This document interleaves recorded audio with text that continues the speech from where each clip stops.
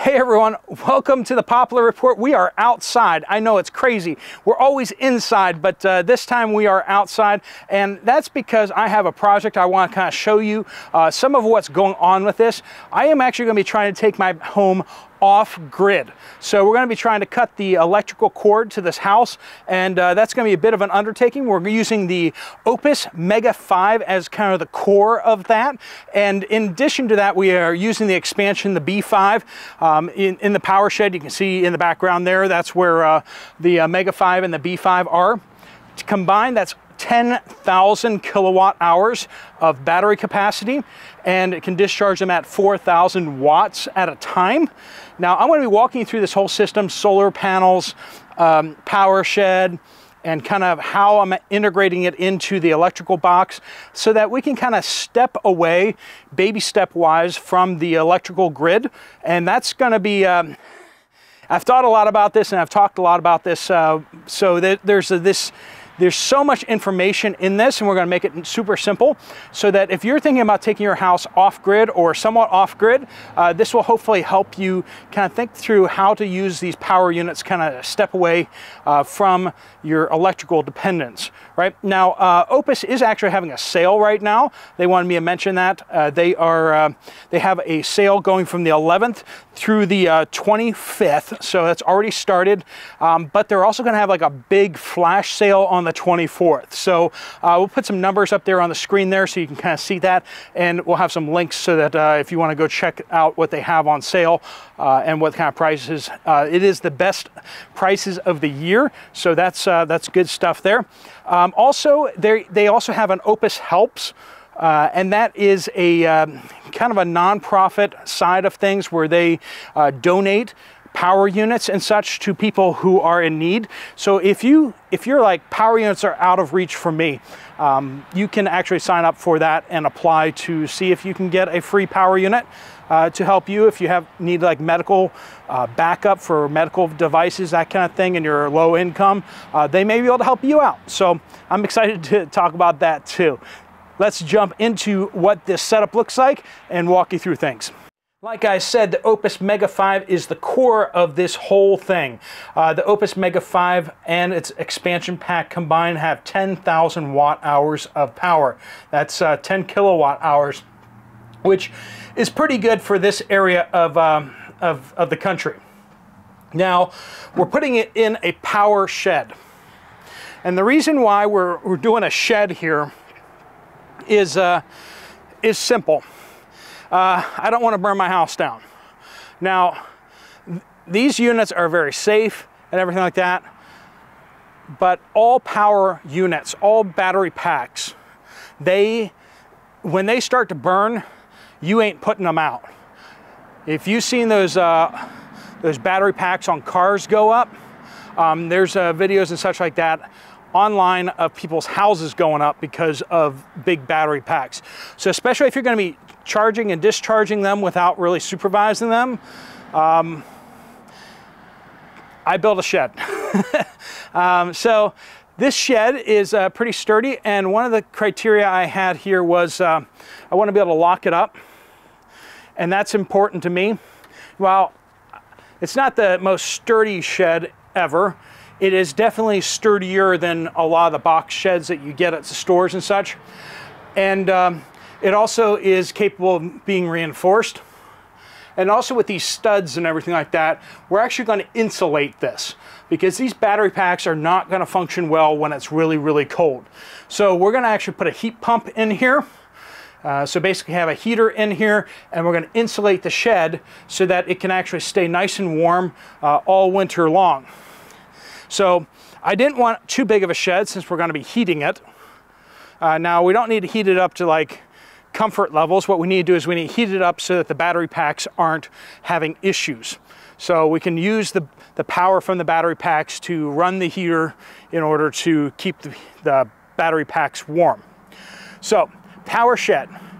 You don't need anything this fancy necessarily, but I may we might have some other uses for this shed too, but I wanted it just big enough so that we can have the heater in there and we can have the battery packs in there, and that's kind of what we're looking at. Over here, we're going to be putting wood A-frames up of solar panels.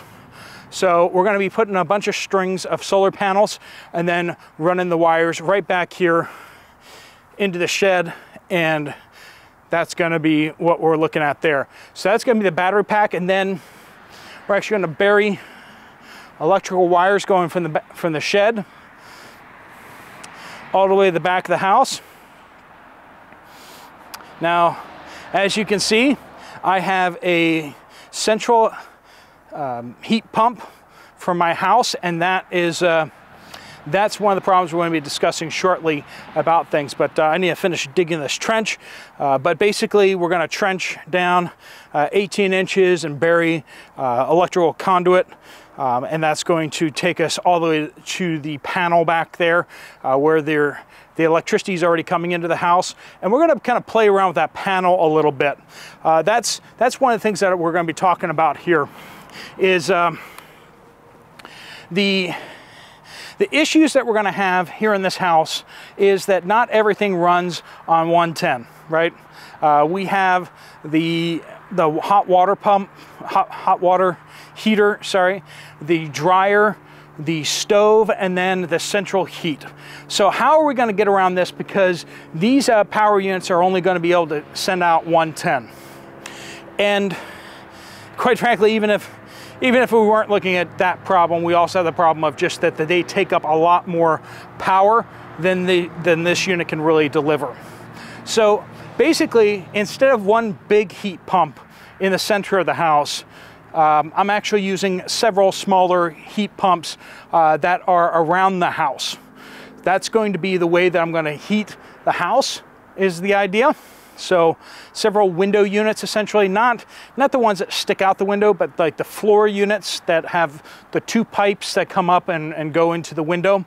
And that's going to really give me some serious options on how to heat the home.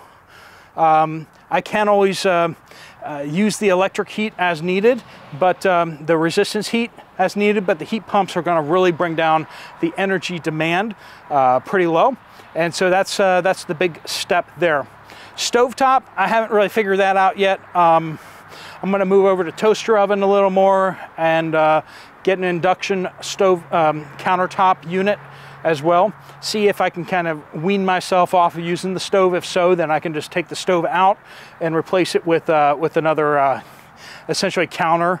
That way I can just use 110 kind of stovetops, induction heating, and then also then use like a toaster oven or even a bigger toaster oven. So that's kind of thoughts there. And the dryer, well, we don't really need a dryer technically, right?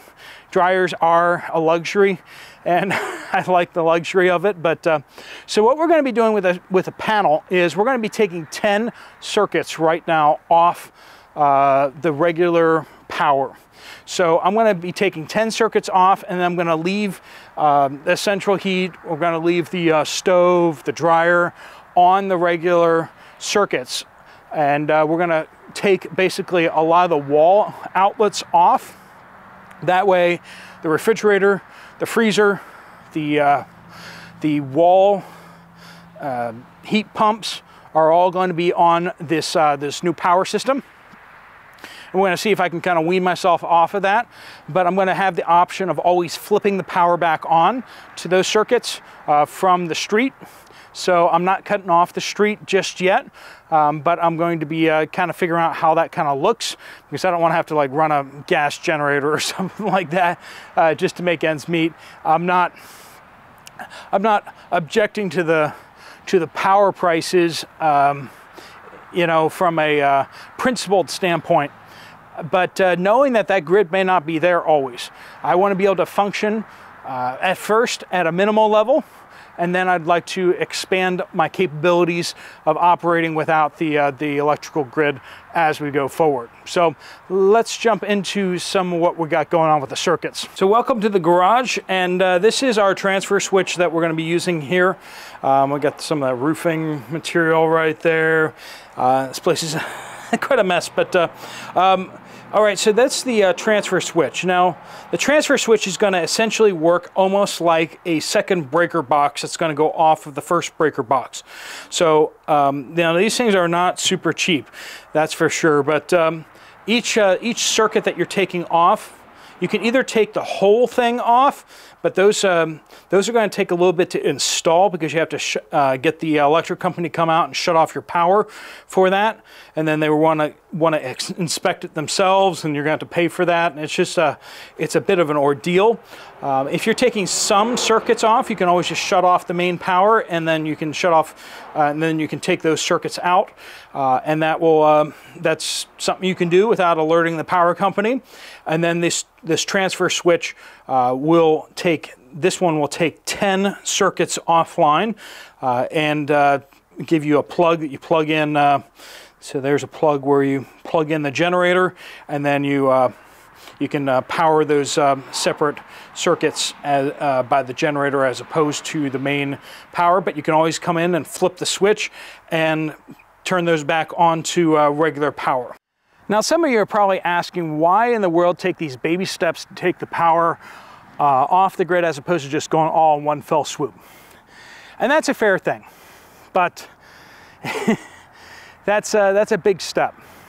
Taking a big step like that is going to be one that's going to be harder to change back from if you shut off your power completely to the power company, or if you even do a generator transfer switch between their line before your breaker box.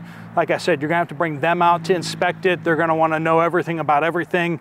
And that's a big inconvenience. Now, the power shed itself is actually technically mobile. And that's something that is intentional there too. So we got the mobile power shed. It's sitting on blocks, but it's not actually fixed in place. And that is a zoning decision there. Get back to seeing. So that's a zoning decision there. I don't want to have to get a permit for that, so mobile shed. And then all of the power, the solar panels are going to actually be mobile as well. So we're going to build wood frames for the solar panels to be on, and it's going to be on this hillside basically. And we're going to mount strings of solar panels. We can get 4 solar panels per 2x4 set of kind of a frame. And so we're looking at exactly how many would be the best number for that right now. We're still crunching those numbers, trying to get back what's the most power and voltage we can pump into this unit right now. And so that's going to be solar panels up on this hillside with the wire running down to the shed. And then the shed is going to be powering the circuits of the house. So we're not running power cables through the house like extension cables or anything like that. It's going to use all the electrical outlets as they already are. But I'm going to have to keep on this to make sure that to see now the Opus Mega 5 has the ability for you to use an app to it. So I'm going to be using that to kind of gauge the battery level at all times to kind of see how much energy is coming in, how much energy is going out, and whether I need to flip on the street power again if we're going to run a little low in the wintertime, which I imagine in the wintertime that's probably when we will run a little low, and figure out over time how we can kind of fix that and make sure that we have enough power here all the time, all year round.